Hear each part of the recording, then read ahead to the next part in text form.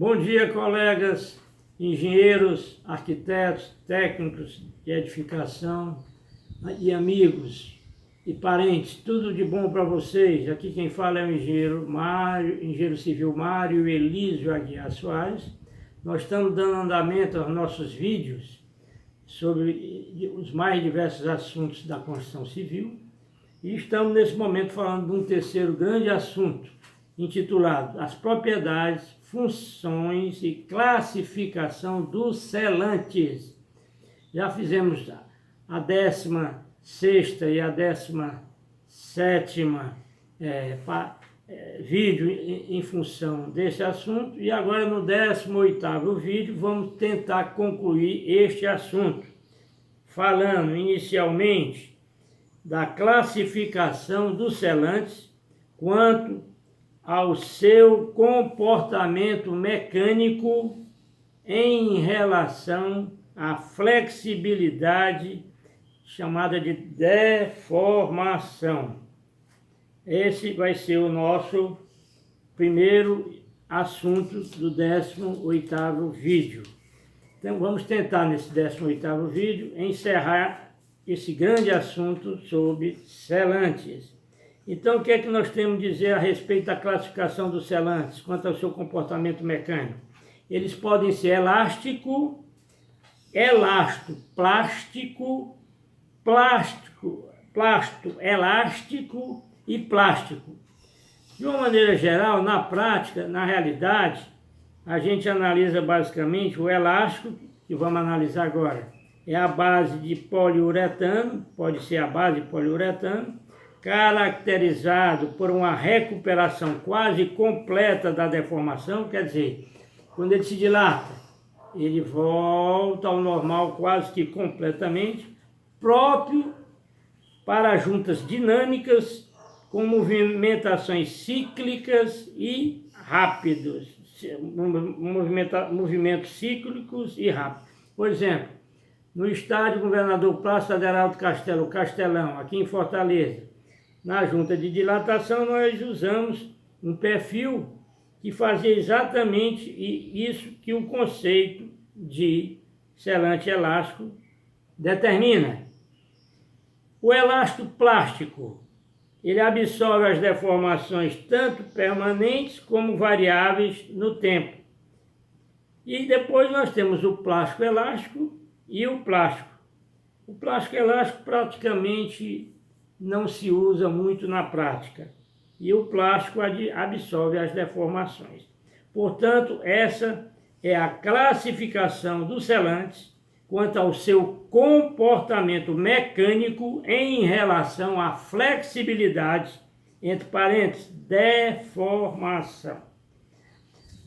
Um outro último item desse grande título, as propriedades, funções e classificação dos selantes, nós vamos abordar agora, que é o dimensionamento dos mastiques elásticos. Acabamos de ver que um dos tipos é o de poliuretano, a base de poliuretano.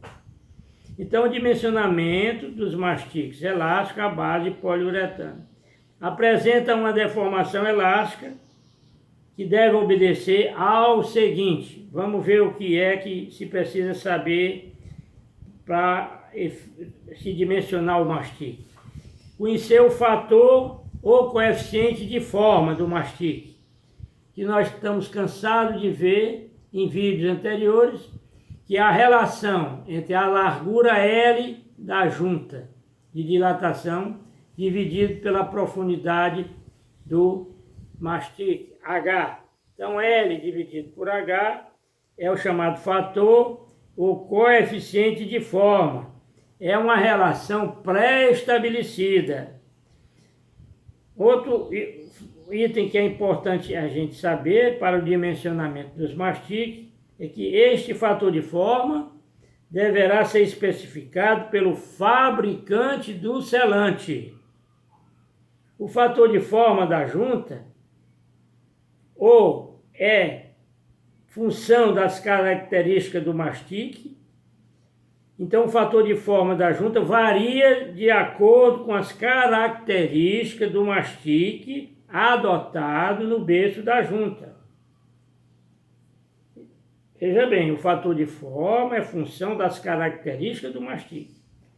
Existem também os chamados fatores de acomodação ou capacidade de deformação do selante, que nós vimos quando estudamos o cálculo da abertura mínima da junta de dilatação. Estudamos esse fator de acomodação ou capacidade de deformação do selante, que era aquele ∝S. É a taxa de movimento total entre a máxima contração e o máximo alongamento. Repetindo, fatores de acomodação ou capacidade de deformação do selante. O ∝S é a taxa de movimento total entre a máxima contração e o máximo alongamento que o selante irá acomodar. Isso é de grande importância, como vimos anteriormente, para o dimensionamento da largura mínima da junta de dilatação, e é expressa em percentual. O fator de forma ideal, também já vimos em vídeos passados, deve ser 2, onde ocorre a melhor performance do selante. Ou seja, de que forma isso ocorre? A deformação máxima no alongamento ou na expansão é igual a 32%, e a deformação na compressão ou contração ou retração é de 20%. Então, nestas condições, o selante sofre o mínimo possível e adquire a sua melhor performance. Ora, como sabemos, L, que é a largura da junta de dilatação, igual a 2 centímetros, e a altura, profundidade do selante 1, para dar o quê? O fator de forma igual a 2. Segue os fatores de acomodação em função da classificação do selante. Então nós já acabamos de estudar a classificação dos selantes.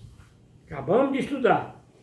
E agora nós vamos ver que para cada tipo de selante tem o seu respectivo fator de acomodação, que também é conhecido como a capacidade de deformação do selante. Então vamos lá. Isso é importante saber para poder dimensionar a largura mínima da junta de dilatação, de uma junta de dilatação. Quando o selante é elástico, o fator de acomodação, que é o ∝S, é maior ou igual a 25%. Elástico plástico, ∝S é maior ou igual a 12,5% e menor do que 25%. O plástico elástico, ∝S é maior do que 5% e menor do que 12,5%. E finalmente o plástico, o ∝S é menor do que 5%. Da onde se conclui que o elástico é o que mais se movimenta, e o plástico é o que menos se movimenta. Daí os valores elástico, ∝S, que é o fator de acomodação, também conhecido como a capacidade de deformação do selante, quando ele é elástico, ele é maior ou igual a 25%. E o extremo, quando ele é plástico, ele é menor ou igual a 5%. Para encerrar esse assunto, vamos agora dar um exemplo, para fechar com chave de ouro. Um exemplo prático. A gente está numa obra, e a obra, a gente necessita comprar as bisnagas ou tubos, não é? De selante. Então a gente precisa saber quanto é que vai gastar de selante. Então tem que fazer um dimensionamentozinho para chegar na loja e dizer: eu quero 15, eu quero 20, eu quero 50 tubos de selante do tipo poliuretano, que é um selante elástico, por exemplo. Então vamos ver aqui um pequeno exemplo do cálculo do rendimento de um tubo de selante. Vamos agora fazer o pequeno exemplo. Então, nós precisamos desse pequeno exemplo para saber determinar qual é a quantidade de selante que nós vamos precisar na obra para comprar na loja de material de construção. Um exercício bem simplesinho. Determinar o rendimento de um tubo ou, se queira, ou bisnaga de selante do tipo poliuretano. Se ele é do tipo poliuretano, segundo a classificação que a gente acabou de ver, dos selantes quanto ao comportamento mecânico, ele é elástico. Então, determinar o rendimento de um tubo ou bisnaga de selante do tipo poliuretano. Então, é um selante elástico, com as seguintes características. Então, quais são os dados que nós vamos dispor para chegarmos ao rendimento da bisnaga, do selante? Primeiro, a gente sabe que o tubo de selante, ele tem um volume já de fábrica. No caso aqui específico, ele é 310 centímetros cúbicos, que é igual, da matemática, a 310 mililitros.